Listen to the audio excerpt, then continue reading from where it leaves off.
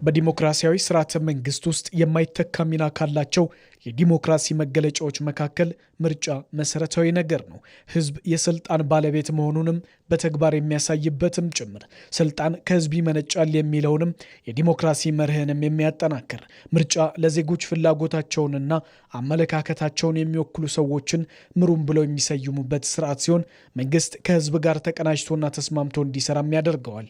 ያ ባይሆን ደግሞ ህዝብ በምርጫ ይቀጣል፣ የተሻለ ያለውንም ይመርጣል። ለዚህም ነው ምርጫ የዲሞክራሲ መገለጫ ማሳያ እንደሆነም የሚታመነው። ምርጫ ማለት ለአንድ ሀገር የዲሞክራሲ ስርዓት መስፈኑ ዋና ምልክት ነው። በዛ መሰረት ምርጫ መደረግ መስትና ግዴታ ነው መሆን ያለበት። ዲሞክራሲ አንዱ የሚገለጥበት ሜካኒዝም ምርጫ ነው ማለት ነው። ስለዚህ ምርጫ ማካሄድ ኖት ነሰሰርሊ ዲሞክራሲ ላይ ያመጣ ይችላል፣ ግን አንዱ ወደ ዲሞክራሲ የምንሄድበት የምንሸጋገርበት መንገድ ነው። ህዝቡ ከዚህ በፊት ስለ ምርጫ ያለው ጠቀሜታ እስከዚህም ነበር። በአሁኑ ሰዓት ግን የሚመራውን መንግስት ሊመራው የሚችለውን አካል የመለየትና የምርጫ አስፈላጊነት የኢትዮጵያ ህዝብ በደንብ ጠንቅቆ ያውቃል። ስለዚህም እንደ አለፈው በቸልተኝነት የሚያልፍበት ጊዜም የለም፣ ማለፍም የለበትም። ኢትዮጵያ ለሰባተኛ ጊዜ የምታከናውነውን ሀገር አቀፍ ምርጫ ግንቦት 24 2018 ለማድረግ የዝግጅት ስራዎቿን እያከናወነችም ነው። ምርጫውን ለማድረግ የሚያስፈልገውን ፖለቲካዊ ምህዳር ለማስፋትና ምቹ ሁኔታ እንዲፈጠርም መስራት የግድ እንደሆነም የመደመር መንግስት ያስቀምጣል።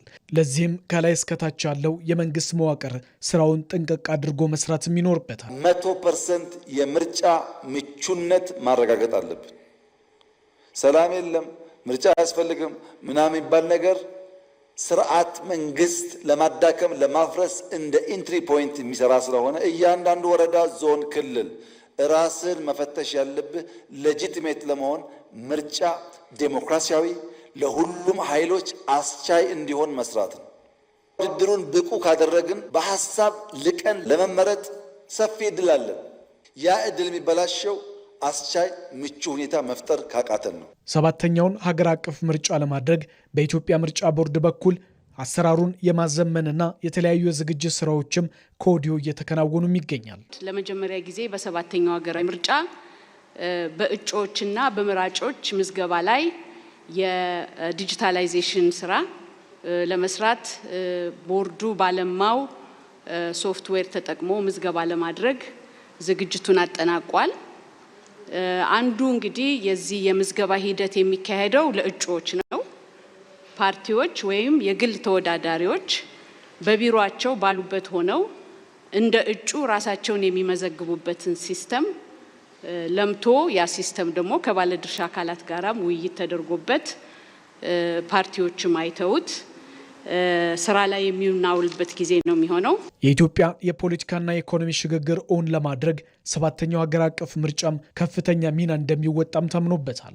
ምርጫ ማድረግ ለዲሞክራሲ ሽግግር በተለይ አሁን ደግሞ ኢትዮጵያ ላለችው የፖለቲካ ሽግግር ውስጥ ሪሊ መጪው ምርጫ ያሉትን ችግሮች ፈቶ ዘላቂ ሰላም፣ ዘላቂ ልማት፣ በህዝብ የተመረጠ መንግስት እንድትመሰርት ትልቅ ፋይዳ ወይም አስተዋጽኦ ያበረክታል የሚል እምነት አለኝ። የዲሞክራሲ ስርዓት ግንባታን ለማረጋገጥ በሚደረገው ጥረት ላይ ከገዢው ፓርቲ ጎን ለጎን የተፎካካሪ ፓርቲዎች ሚናቸውን መወጣት መረሳትም የለበትም። ፓርቲዎች ደግሞ ሁልጊዜ ዲሞክራሲና ነጻነት ከመንግስት ብቻ ይጠበቃል አይደል? ታግለው አታግለው ያሉ ተግዳሮቶችን እንዲወጡ ማድረግ አለብን። አለበለዚያ በአንድ በኩል ብቻ ሰላም፣ በአንድ በኩል ነጻነት፣ በአንድ በኩል ብቻ ይመጣል ካል ላይሆን ይችላል። ሰባተኛው ሀገር አቀፍ ምርጫ ለሀገርና ለሕዝቦቹ የተሻለ ነገን እንዲያመጣ ሰላማዊና ፍትሃዊ እንዲሆንም ጭምር ሁሉም የበኩሉን መወጣትም ይኖርበታል። ዲሞክራሲያዊ እና ፍትሃዊ ሆኖ እንዲጠናቀቅ ከሁሉም ባለድርሻ አካላት የራሳቸውን ሚና መወጣት መቻል አለባቸው ማለት ነው። ፖለቲካ ፓርቲዎች ራሳቸውን አጠንክረው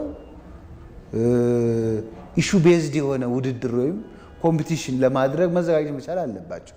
መንግስት ደግሞ አውዱን የዲሞክራሲ አውዱን በማስፋት በሰባተኛው ሀገር አቀፍ ምርጫ የመራጮች ምዝገባ በዲጂታልና በማኑዋል አማራጮች ጭምር እንደሚደረግም ታውቋል።